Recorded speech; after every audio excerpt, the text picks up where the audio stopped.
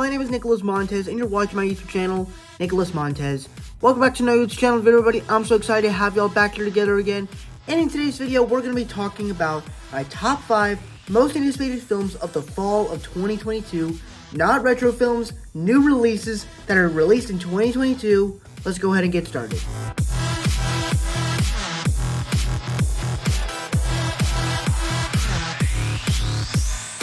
Okay, so if you guys know me, I loved the first Enchanted film. I thought it was a great movie. Just seeing Amy Adams, also known as Lois Lane, seeing her as a Disney princess, I thought was pretty great.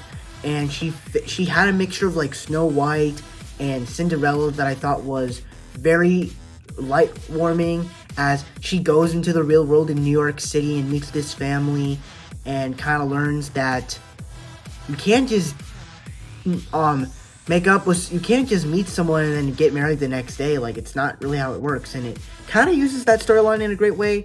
And just the special effects in it are great. The callbacks to all these other Disney films were great, and I'm actually kind of interested to see if, like, are they gonna bring in the live action characters and make them animated?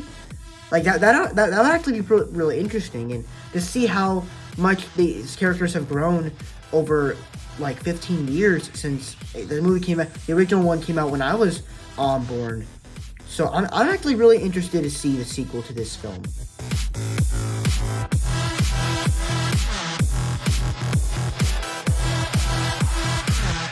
Alright, so if you guys know, this is actually a movie I'm reviewing this Friday. Like, it's literally coming out on Friday, August 19th on Paramount Plus. So this is actually, of all the movies on the list, this is actually one of the most recent ones that is coming out. So it's actually coming out pretty soon. If you guys know me, the original Orphan is one of my most anticipated. Was one of my favorite films of horror of all time. Mainly because the twist just was so good. The whole thriller aspect of it was just so great. You cared about the characters. Granted, some of the acting was a little bit weird in it. It was a little bit hilarious. But the whole movie just was executed very well, and you actually felt the tension through scenes, and it was very well executed. However, I'm very excited for this movie. I'm excited to see the girl that played her in the original film come back as Esther, even though she's like older and is still playing like an 8-year-old girl. Kind of weird, but I'm all down for it. But I think the biggest thing is, while the trailer did win me over, I am a little bit skeptical though, because I'm not exactly interested in exploring her past family, because it's like, what's the reason for it? I feel like that us being told that was just a cool thing to learn about. Like, I feel like that the sequel should have just explored these characters and her coming back, like the alternate ending that they had. And that could have been in the end credit scene, and she could have just survived and come back. But we're not doing that, so I am still excited for it. I'm still looking forward to it, so I cannot wait to watch it.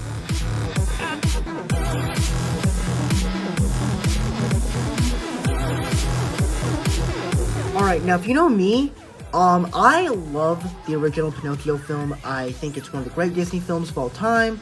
And I know that some of these Disney remakes have been hit or miss, especially like Cruella. I know a bunch of you really love that movie. I personally really enjoyed it.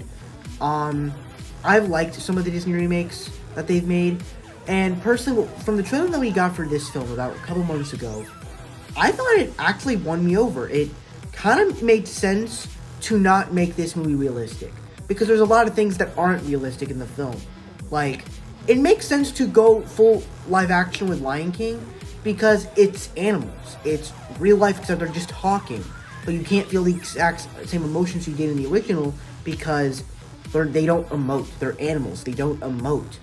And with this film, I feel like it's kind of cool to go a little bit cartoonish, where you make Jiminy Cricket look like Jiminy Cricket. You make Pinocchio look like he was in the original film. And then, of course, Tom Hanks as Geppetto, I thought was great, especially since I watched Elvis. He did a great job as Colonel Tom Parker.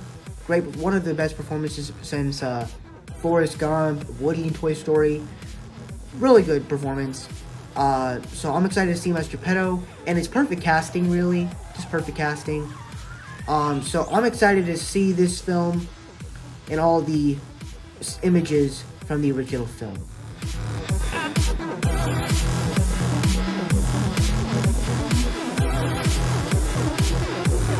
If you don't know me, I actually was one of the fans of Halloween Kills last year, mainly because it's just like I went to that movie and I just expected a great movie and I got it.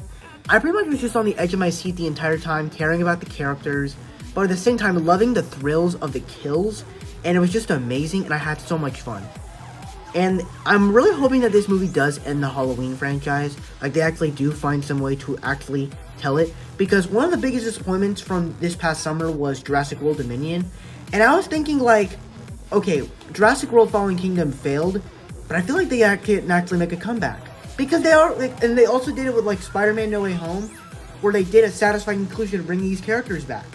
And so I'm thinking that Halloween Ends could actually do something satisfying. Hopefully, they will. In some way or shape or form. I hope they do, but I'm so excited for this movie.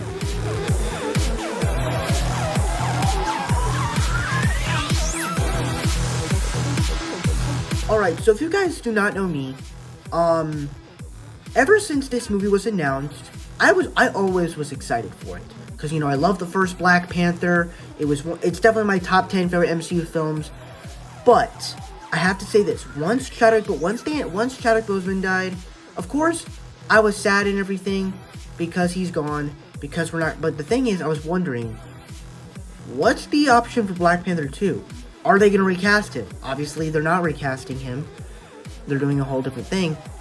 And a lot of people, they tend to be a little bit like, this movie is meant to pay respect to Chadwick.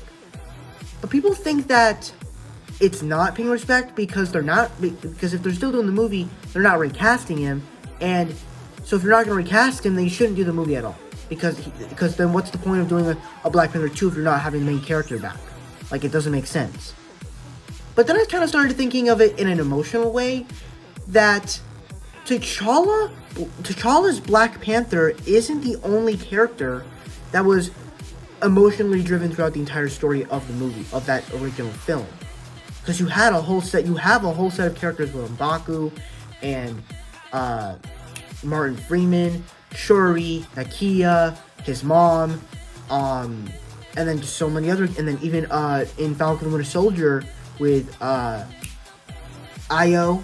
So you have a whole set of characters that you can continue the story of Wakanda that I think that is interesting, that can do the legacy of Chadwick in a very emotional and satisfying way.